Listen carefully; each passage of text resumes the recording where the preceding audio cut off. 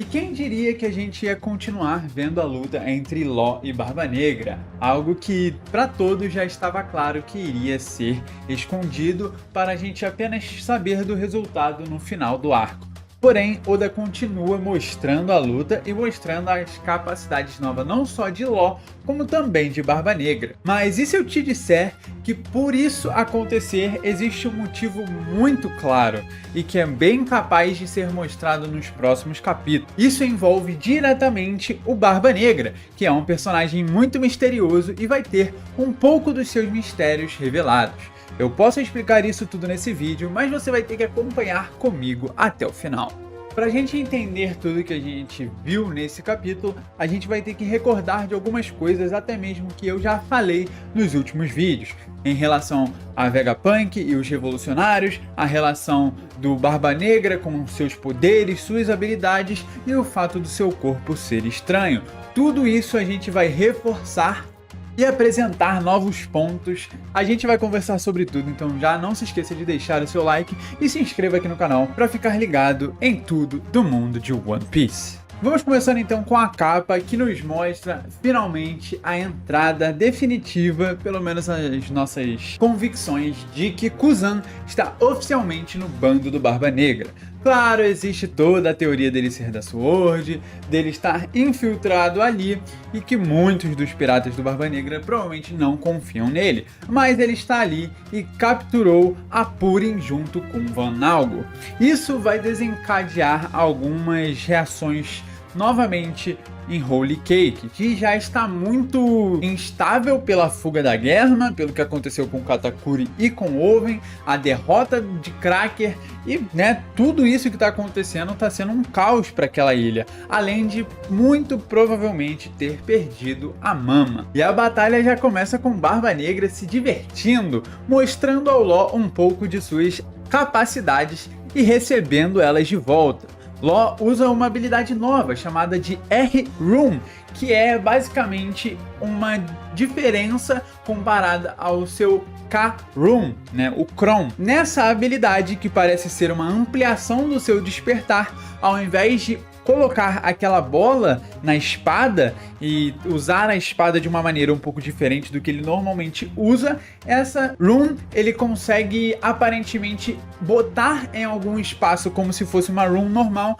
mas consegue atingir esse espaço de fora, o que acaba causando uma certa imprevisibilidade nos seus golpes. Tanto que Barba Negra fala que ninguém contou a ele desse poder.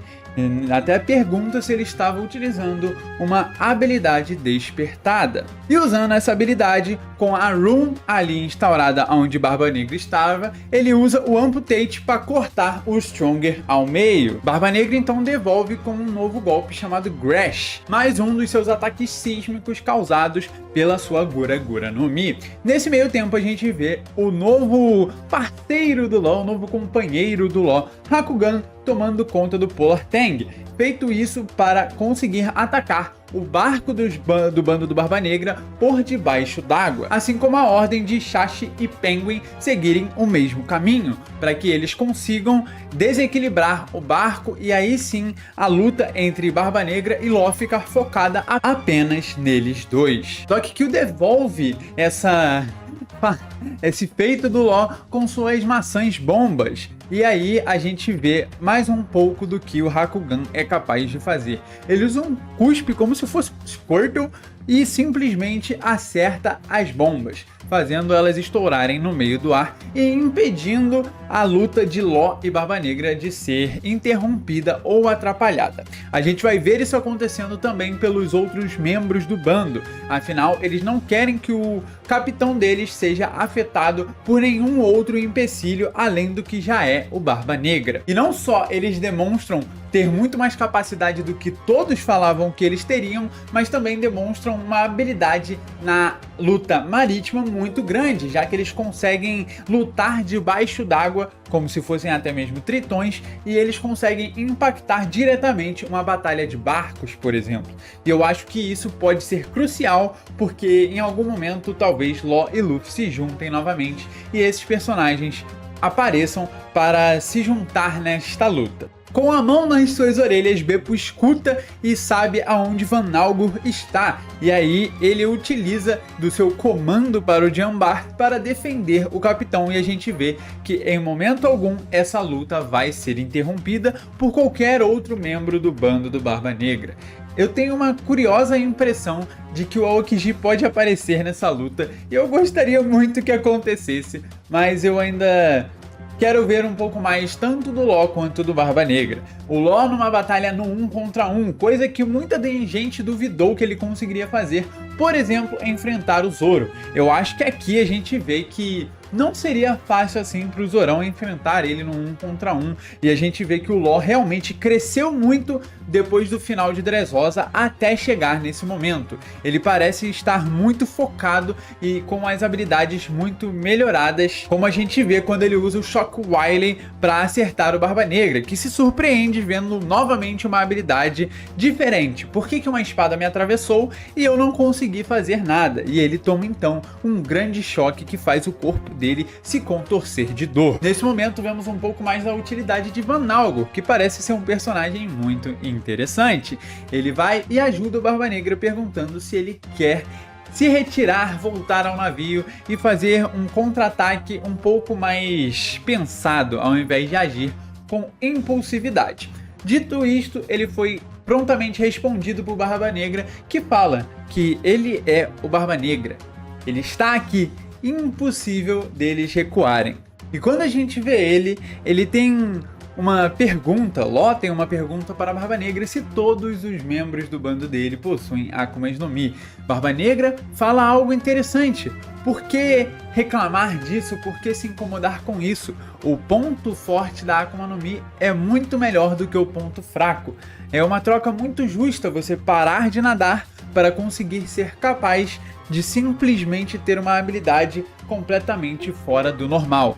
E é curioso que quando ele aparece lutando contra Law, no momento em que eles estão frente a frente com o Law segurando o Rum na sua mão e sua espada na outra, ele tem uma aparência um tanto curiosa, o Barba Negra, mostrando aquele momento em que ele é corajoso ao invés de medroso e covarde.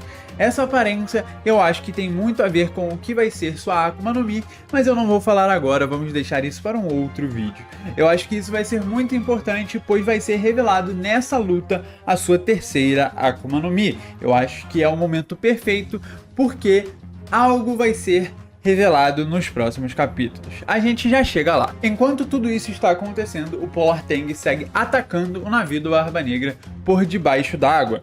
E algo acontece, a gente vê Purin, ela que acabou um pouco chocada com tudo que estava acontecendo, porém sua cara, sua face permanece bastante tranquila com o seu terceiro olho bastante acortado, né? A gente vê ela com esse olho levantado, falando tranquilamente que se a Mama estivesse lá, ela faria todos eles se arrependerem do que estão falando. E aqui tem que ter muito cuidado nessa tradução. A gente viu, pelo menos eu vi, que lançou uma scan na quarta-feira à noite. A scan estava repleta de erros e com muitos problemas que eu até me arrependi. Eu cheguei a gravar um vídeo antes sobre, mas ficou muito esquisito porque tinha muitas falas que não faziam o menor sentido, e a gente vê isso não fazendo o menor sentido quando a gente vê uma tradução mais limpa.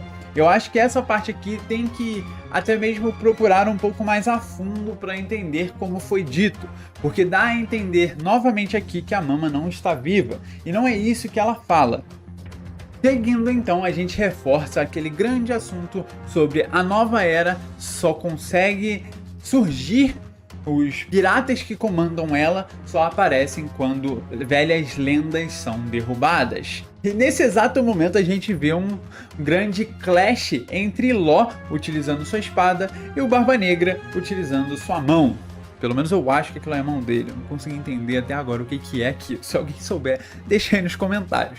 E no momento que o Barba Negra utiliza seu Black Vortex, seu vórtex negro, ele corta para a gente vendo Akainu novamente incomodado com o fato dele não poder agir. E por que eu disse que a gente tem um motivo muito importante para falar sobre o porquê a gente tem uma luta nesse momento. Dificilmente a gente vê uma luta entre dois personagens muito importantes se ela não tem nada a agregar para os Chapéus de Palha. Mas aqui eu acredito que tenha. Primeiro, a gente sabe que o Oda já falou sobre aquele importante cientista que um dia revelaria os mecanismos das Akumas no Mi. E quem melhor para revelar isso do que Vegapunk, que está agora com os nossos queridos Chapéus de Palha. Um exemplo disso foi o acontecimento da Quinta Marcha. A gente viu os Gorosei falando sobre uma fruta e que ela não poderia despertar e tal. Tudo isso aconteceu quando? Exatamente quando o Luffy ia despertar a sua Akuma no Mi. E agora fala de Barba Negra sobre o porquê ele prioriza tanto as Akumas no Mi. Pode ser um dos motivos pelo qual essa revelação vai ser mostrada. Não só a revelação de como funcionam os mecanismos das Akumas no Mi, mas também como funciona o corpo do Barba Negra. Talvez seja a hora perfeita para a gente ver ele mostrando a sua terceira fruta, uma fruta Zoan. Esse é o motivo perfeito para o Oda setar essa luta inteira e fazer ela aparecer nesse momento tão importante e que a gente tem um arco importante, mais revelações importantes. Eu acho que faz total sentido criar essa conexão entre essa luta e esse arco. Continuando, voltamos para o momento onde vemos Bonnie, o Luffy na sua idade muito avançada de 70 anos e com a aparência daquele que teve o resultado que não foi positivo, né? Foi a versão ruim do final do Luffy. E isso seria porque nesse momento ele ainda não chegou a encontrar o One Piece e não conseguiu se realizar como personagem. Talvez seja uma brincadeira aí do Oda. É difícil dizer, mas seguimos. A gente vê a Bonnie criança, o Jinbe criança e o Chopper velho. Mesmo que a gente tenha tido problemas anteriormente com os pacifistas, não podemos culpar o sentimento da Bonnie sobre o pai dela, sobre tudo o que estava acontecendo. Porém, o seu pai já não é mais a mesma pessoa. Kuma se tornou uma máquina que é muito difícil de controlar e é uma situação muito complexa. Vamos lá, que aqui tem muita coisa e muita informação sobre o passado do Kuma. Primeiro, a gente tem que levar em conta que é o que o Jinbe sabe. E o que o Jinbe sabe provavelmente foi mostrado apenas pela parte do governo mundial, o que é algo que o Kuma provavelmente teve que arcar com essas consequências por conta da sua insubordinação. Ele querer ser um rei diferente dos outros e não seguir o governo mundial pode ser um dos motivos pelo qual ele não aceitou tantas coisas assim do governo e por isso ele odiava o governo mundial. Nesse momento foi pintada uma imagem de que ele era um tirano e que caso ele não fosse trocado, a população iria sofrer as consequências.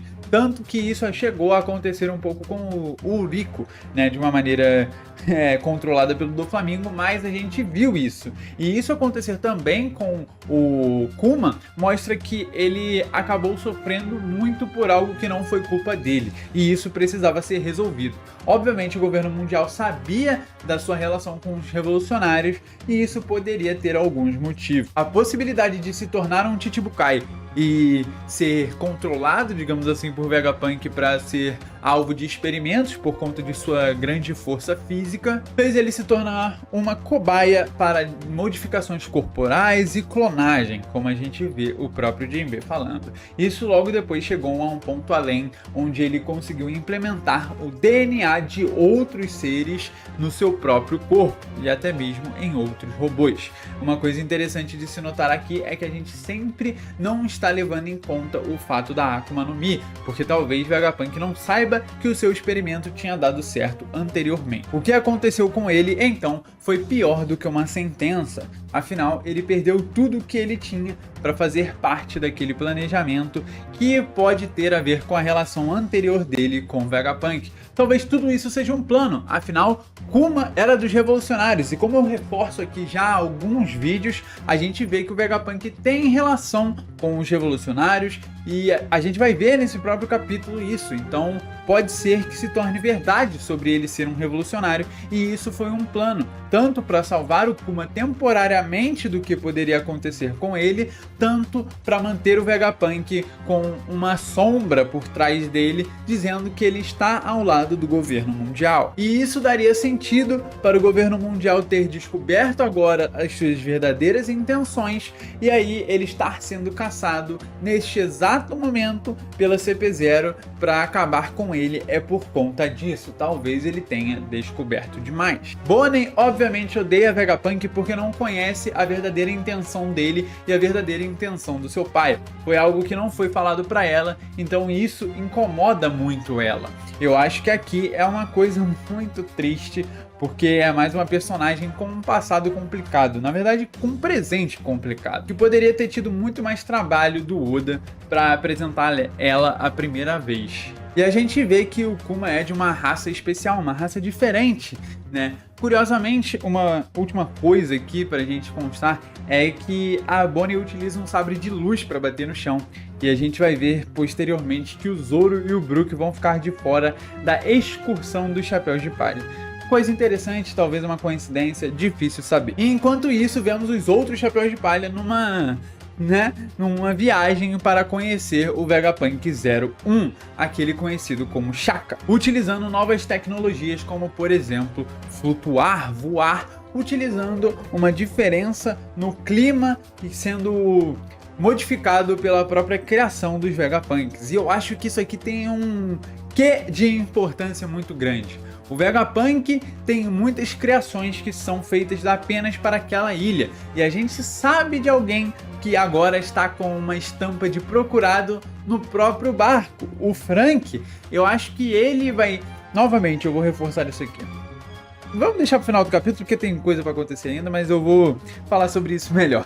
A gente vê ele passando, eles olhando para tudo que está acontecendo lá embaixo, na cidade futurística, e a gente está vendo a diferença entre o lado de cima, que é a parte do laboratório, e a parte de baixo, que é a parte do pavilhão, onde ficam trabalhadores, pesquisadores, provavelmente todos os robôs que a gente vê. O capitão deles, do Chapéu de Palha, o Luffy, também está lá embaixo. Parece que eles têm noção de onde ele está neste exato momento. Os 5 Chapéus de Palha acabam deixando Zoro e Brook e partem para a aventura junto com a Lilith. E a gente vê que essa ilha é muito parecida, esse chão da ilha é muito parecido com o chão das Ilhas do Céu. E aqui a gente tem uma explicação de como ela faz para utilizar a Pyroblowing para fazer esse mesmo material e conseguir recriar as ilhas que ficam no céu, as nuvens do mar de cima. A gente vê umas novas roupas para cada um dos Chapéus de Palha, e isso nem é tão importante, pelo menos